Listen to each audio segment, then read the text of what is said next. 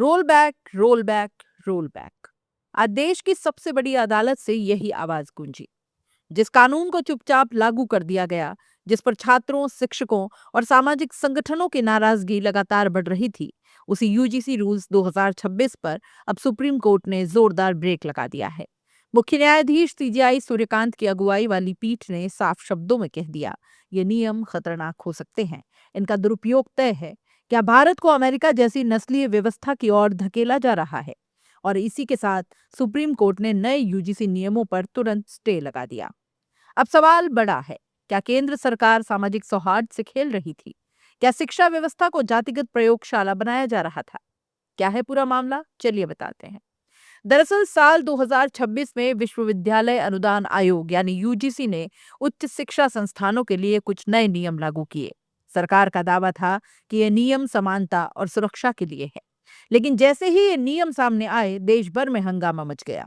खासतौर पर general category के छात्रों और शिक्षकों ने आरोप लगाया कि नए नियमों में एससी, एसटी और ओबीसी को तो शामिल किया गया है, लेकिन जनरल कैटेगरी को जानबूझकर बाहर रखा गया, जिससे यह संदेश जाता है कि केवल जनरल वर्ग ही उत्पीड़क है। इसी को लेकर सुप्रीम कोर्ट में कई रिट याचिकाएं दायर की गई। याचिकाकर्ताओं की तरफ से वरिष्ठ वकील मृत्युंजय तिवारी, विनीत जिंदल और राहुल दीवान ने दलील दी कि ये नियम समानता नहीं बल्कि विभाजन पैदा करेंगे।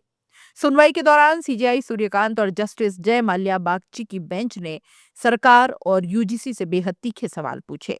सीजेआई ने कहा, क्या आपको नहीं लगता इन नियमों का दुरुपयोग होगा? क्या हम उल्टी दिशा में जा रहे हैं? हमें जाति विहीन समाज की ओर बढ़ना चाहिए, न कि और खांचे बनाने चाहिए। इतना ही नहीं, सीजेआई ने अमेरिका का उदाहरण देते हुए कह दिया, क्या आप भारत को अमेरिका जैसी स्थिति में ले जाना चाहते हैं, जहां गोरे और काले लोगों के लिए अलग अलग व्यवस्था है? ये टिप्पणी सीधे सीधे केंद्र सरकार के इरादों पर सवाल थी। सुप्रीम कोर्ट ने अपने विशेष अधिकार आर्टिकल 142 का इस्तेमाल करते हुए यूजीसी रूल्स 2026 को तत्काल प्रभाव से रोक दिया।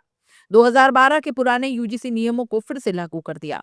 केंद्र सरकार को नोटिस जारी किया, अगली सुनवाई की तारीख तय की 19 मार्च। मतलब साफ है, जब तक विस्तृत सुनवाई नहीं होगी, तब तक नया कानून ठंडे बस्ते में रहेगा। याचिकाकर्ताओं का सबसे बड़ा आरोप यही था कि नए नियमों में 3C क्लॉज के तहत सिर्फ एससी, एसटी, ओबीसी को सुरक्षा दी गई, जनरल कैटेगरी को पूरी तरह बाहर कर दिया गया। इसे यह नैरेटिव बनाया जा रहा है कि हर उत्पीड़क जनरल कास्ट से ही होता है। वकीलों ने कोर्ट में पूछा, अगर किसी जनरल स्टूडेंट पर झूठा आरोप लग जाए, अगर उसे फंसाया जाए, तो उसकी सुरक्षा कौन तय करेगा? कोर्ट ने इससे चिंता को जायज माना। अदालत ने कहा कि कानून ऐसा होना चाहिए जो जोड़ने का काम करे, न कि छात्रों को जातियों में बांट के रख दे। संविधान समानता सिखाता है, विभाजन नहीं। जस्टिस बागची ने साफ कहा कि 77 साल की आजादी के बाद भी अगर हम जातियों में कानून बना रहे हैं, तो हम संविधान की आत्मा से भटक रहे हैं। सुप्रीम कोर्ट ने सुझाव दिया कि एक नई समिति बने, जिसमें शिक्षाविद हों, कानूनी विशेषज्ञ हों, सामाजिक जानकार हों, ताकि नए नियमों को दोबारा फ्रेम किया जा सके। इस बार सबको साथ लेकर, हालांकि अभी इस कमेटी के गठन पर कोई अंतिम आदेश नहीं आया है। सरकार की तरफ से कोर्ट में फिलहाल कोई ठोस दलील नहीं रखी गई। सिर्फ इतना कहा गया, हमें समय चाहिए। अब सरकार को 19 मार्च से पहले अपना जवाब दाखिल करना होगा। इस फैसले के बाद विपक्ष ने सरकार पर तीखा हमला बोला। एक नेता ने कहा कि सरकार का काम शांति बनाए रखना होता है, लेकिन ये लोग जाति, धर्म और वर्ग के नाम पर आग लगाते हैं, ताकि बेरोजगारी और महंगाई जैसे असली मुद्दे दब जाएं। साथ ही सुप्रीम कोर्ट को दिल से धन्यवाद भी दिया कि उसने इस काली करतूत को समय रहते रोक दिया। अब पूरा देश 19 मार्च की सुनवाई का इंतजार कर रहा है, क्योंकि उसी दिन तय होगा, क्या सरकार अपने नियमों को बचा पाएगी, क्या नया ड्राफ्ट बनेगा, या फिर यूजीसी को पूरी तरह बैकफुट पर आना पड़ेगा। आज सुप्रीम कोर्ट ने सिर्फ एक नियम नहीं रोका, आज उसने शिक्षा व्यवस्था को जातिगत प्रयोग बनने से बचाया है। सीजेआई सूर्यकांत की टिप्पणी आने वाले वक्त में एक मिसाल बनेगी कि हमें जाति विहीन समाज की ओर बढ़ना है, किसी भी कीमत पर विभाजन नहीं।